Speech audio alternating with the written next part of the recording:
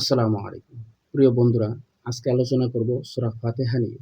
সূরা ফাতিহা এমন একটি সূরা যা আমরা প্রতিদিন নামাজে বারবার পাঠ করি। কিন্তু অনেকেই এর মর্যাদা সম্পর্কে জানি না। হাদিস শরীফে এসেছে, একদিন জিবরাইল আলাইহিসসালাম নূর নবী সাল্লাল্লাহু আলাইহি ওয়াসাল্লামের কাছে ছিলেন। এমন সময় আকাশের একটি বিশেষ দরজা খোলা হলো, যা আগে কখনো খোলা হয়নি। সেখান থেকে একজন ফেরেশতা এসে সুসংবাদ দিলেন, আল্লাহ তাআলা তার নবীকে দুটি বিশেষ নূর দান করেছেন। এর একটি হলো সূরা ফাতিহা।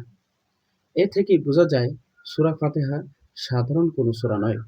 এটি আল্লাহর পক্ষ থেকে একটি বিশেষ উপহার। এই সূরার মধ্যে রয়েছে আল্লাহর প্রশংসা, তার প্রতি আনুগত্যের অঙ্গীকার এবং সরল পথের হেদায়েতের দোয়া। এই সূরা ফাতিহা প্রত্যেক রোগের ঝাড়ফুঁকের জন্য অন্যতম একটি সূরা।